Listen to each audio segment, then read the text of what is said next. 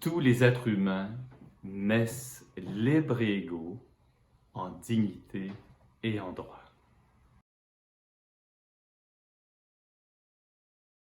Déclaration universelle des droits de l'homme.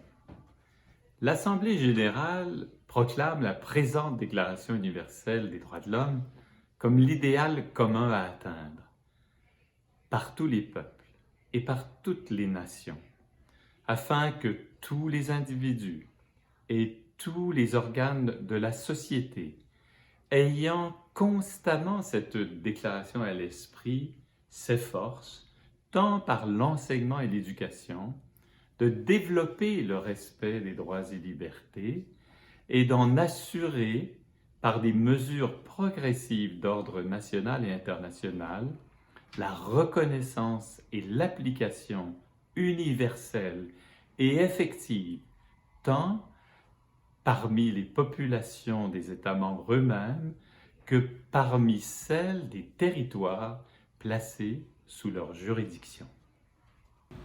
Tous les êtres humains naissent libres et égaux en dignité et en droit.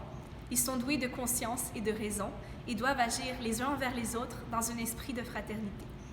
Chacun peut se prévaloir de tous les droits et de toutes les libertés proclamés dans la présente déclaration, sans distinction aucune, notamment de race, de couleur, de sexe, de langue, de religion, d'opinion politique, d'origine nationale ou sociale, de fortune, de naissance ou de toute autre situation.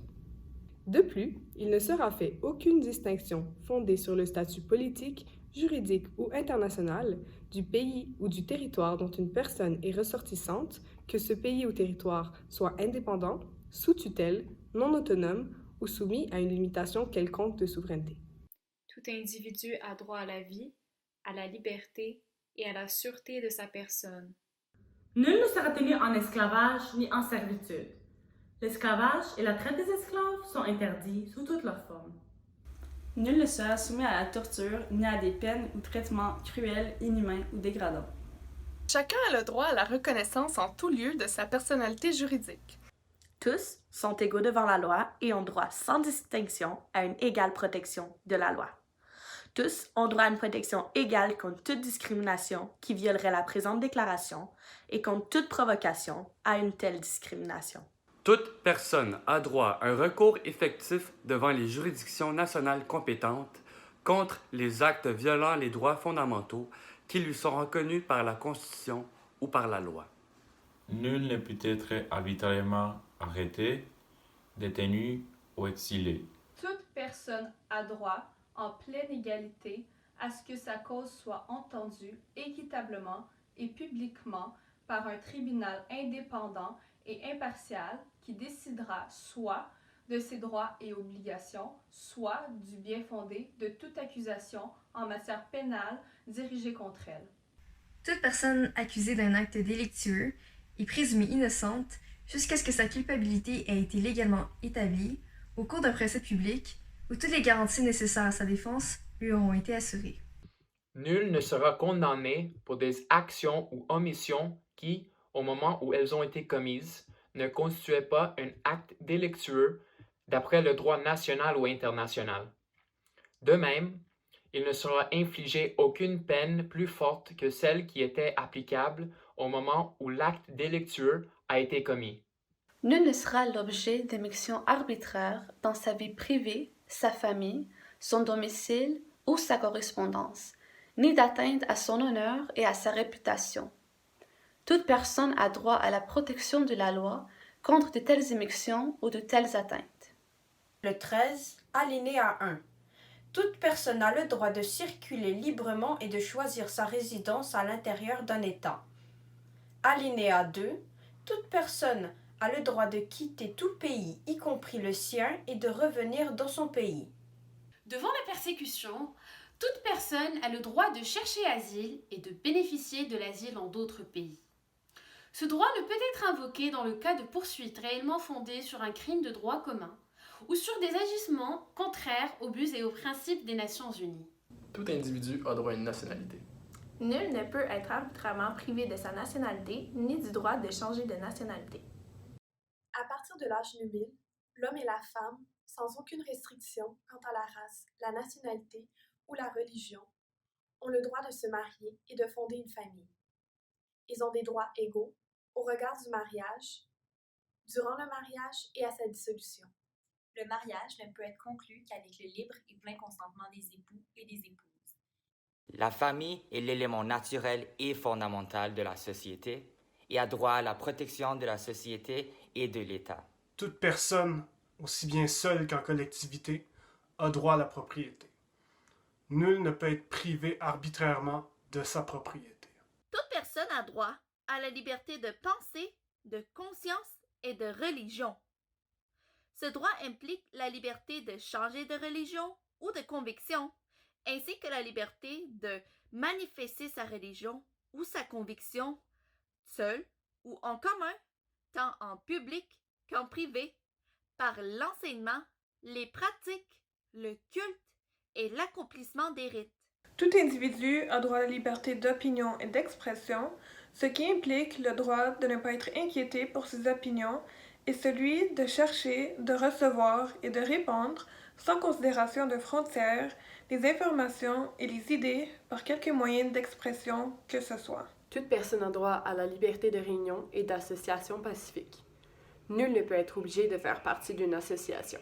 Toute personne a le droit de prendre part à la direction des affaires publiques de son pays, soit directement, soit par l'intermédiaire de représentants librement choisis. Toute personne a le droit d'accéder, dans des conditions d'égalité, aux fonctions publiques de son pays. La volonté du peuple est le fondement de l'autorité des pouvoirs publics. Cette volonté doit s'exprimer par des élections honnêtes qui doivent avoir lieu périodiquement, au suffrage universel égal et au vote secret ou suivant une procédure équivalente assurant la liberté du vote. Toute personne, en tant que membre de la société, a droit à la sécurité sociale.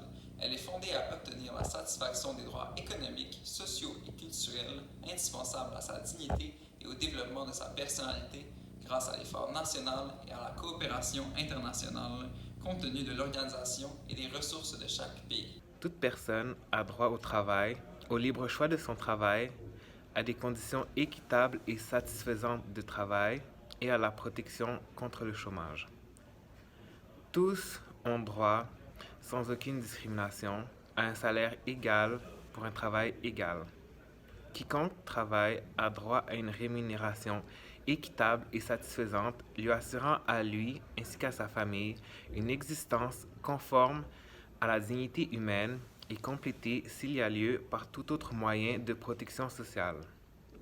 Toute personne a le droit de fonder avec d'autres des syndicats et de s'affilier à des syndicats pour la défense de ses intérêts. Toute personne a droit au repos et au loisir, et notamment à une limitation raisonnable de la durée du travail et à des congés payés périodiques. Toute personne a droit à un niveau de vie suffisant pour assurer sa santé, son bien-être et ceux de sa famille, notamment pour l'alimentation, l'habillement, le logement, les soins médicaux ainsi que pour les services sociaux nécessaires. Elle a droit à la sécurité en cas de chômage, de maladie, d'invalidité, de veuvage, de vieillesse ou dans les autres cas de perte de ses moyens de subsistance par suite de circonstances indépendantes de sa volonté. La maternité et l'enfance ont droit à une aide et à une assistance spéciale. Tous les enfants, qu'ils soient nés dans le mariage ou hors mariage, jouissent de la même protection sociale. Toute personne a droit à l'éducation. L'éducation doit être gratuite, au moins en ce qui concerne l'enseignement élémentaire et fondamental. L'enseignement élémentaire est obligatoire. L'enseignement technique et professionnel doit être généralisé. L'accès aux études supérieures doit être ouvert en pleine égalité à tous en fonction de leur mérite. L'éducation doit viser au plein épanouissement de la personnalité humaine et au renforcement du respect des droits de l'homme et des libertés fondamentales. Elle doit favoriser la compréhension, la tolérance et l'amitié entre toutes les nations et tous les groupes raciaux ou religieux, ainsi que le développement des activités des Nations Unies pour le maintien de la paix. Les parents ont par priorité le droit de choisir le genre d'éducation à donner à leurs enfants. Toute personne a le droit de prendre part librement à la vie culturelle de la communauté, de jouir des arts et de participer au progrès scientifique et aux bienfaits qui en résultent. Chacun a droit à la protection des intérêts moraux et matériels découlant de toute production scientifique, littéraire ou artistique dont il est l'auteur. Toute personne a droit à ce que règne, sur le plan social et sur le plan international, un ordre tel que les droits et libertés énoncés dans la présente déclaration puissent y trouver plein effet. L'individu a des devoirs envers la communauté dans laquelle seul le libre et plein développement de sa personnalité est possible. Dans l'exercice de ses droits et dans la jouissance de ses libertés, chacun n'est soumis qu'aux limitations établies par la loi exclusivement en vue d'assurer la reconnaissance et le respect des droits et libertés d'autrui, et afin de satisfaire aux justes exigences de la morale, de l'ordre public et du bien-être général dans une société démocratique. Ces droits et libertés ne pourront, en aucun cas, s'exercer contrairement aux buts et principes des Nations unies. Aucune disposition de la présente déclaration ne peut être interprétée comme impliquant, pour un État, un groupement ou un individu, un droit quelconque de se livrer à une activité ou d'accomplir un acte visant la destruction des droits et libertés qui y sont énoncés.